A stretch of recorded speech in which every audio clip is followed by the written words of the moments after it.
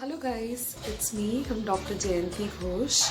So today I'm back with a new topic, and my today's topic is about your developmental anomalies of tongue. It is a very important chapter in oral medicine, oral pathology for final year BDS students, for third year BDS students, as well as for preparation of your MTS. So this chapter should be studied in a format like in a procedural format. So in order to go through this chapter, there is first we start with aglossia, or that is absence of tongue.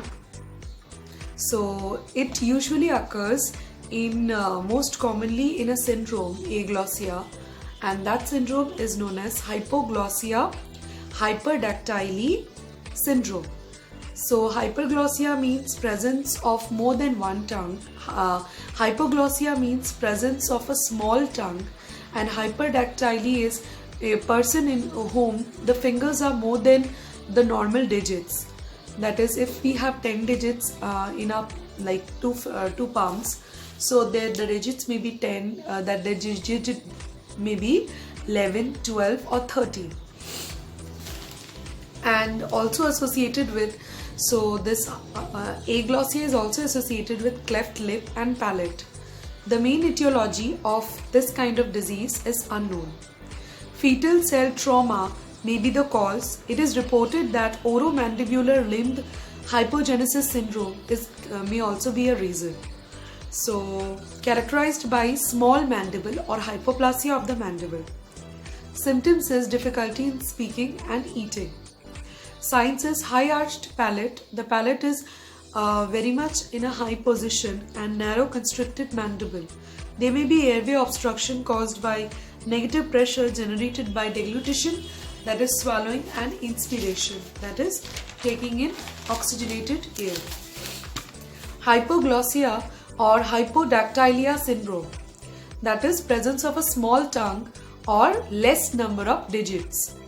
It occurs between 4 to 7 years of fetal life. If there is any kind of trauma, then this can happen. One of the causes.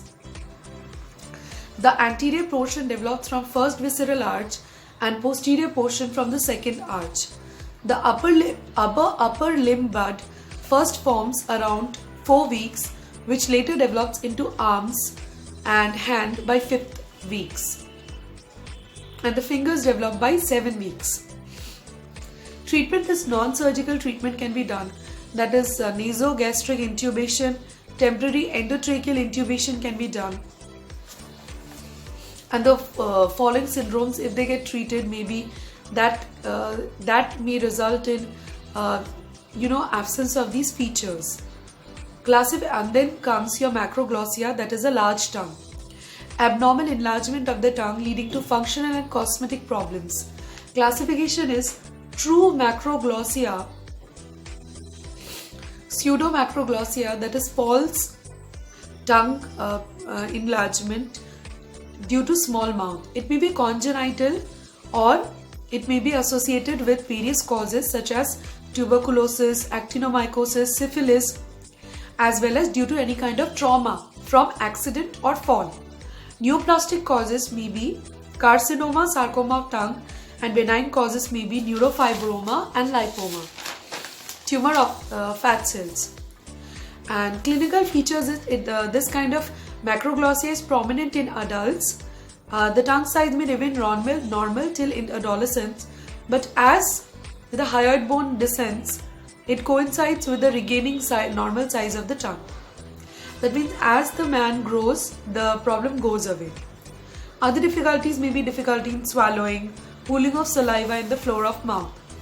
And syndromes associated is Down syndrome, Beckwith-Wiedemann syndrome, and your umbilical hernia. The treatment of macroglossia is there can be a surgery for removing your speech problems, aesthetic problems, correction of deformities of the teeth, and speech therapy can also be given to the patient. Ankyloglossia, tongue tied, that is the tongue remains tied to the floor of the mouth, and there may be inability in speaking. There may be a genetic cause. Types is complete or partial ankyloglossia. Symptoms is there is a difficulty in speaking certain words, that is letters T, L, N, D. Signs is proper V-shaped notch of the tongue on attempting the tongue to stick to the floor. Mandibular midline diastema, difficulty in cleaning the lower anteriors. Treatment phreniectomy can be done. Complications may arise, but still after that, asphyxiation may also be there. Cleft tongue or bifid tongue, that is incomplete merging and failure of the groove obliteration during the formation and development of the tongue may result in cleft tongue. Partial cleft tongue is manifested in the midline of dorsal surface of the tongue. So, food lodgement may be there, speaking problems, bacterial infection. It may be associated with a syndrome, that is Klippel-Feil syndrome, or with Pierre-Robin's sequard. It can be treated by normal method, that is as the person develops it gets treated, or surgical approach can also be followed. The final one which I am going to discuss is Fisher tongue, which is a very important topic, also known as crotal tongue, plicated tongue, or lingual dissector. It is a tongue with or without fissure, showing parallel fissures to the midline or fissures at right angles to the long axis of the tongue, characterized by furrows. The different types are follicles, set, cribriform, plicated, central longitudinal fissures, double fissures, and follicles. Treatment is we have to clean the surface of the tongue continuously and have vitamin supplements. So this is all for today. I hope you guys might have found my video to be useful, and if you have any doubt, do comment on my description box. Thank you and have a good day.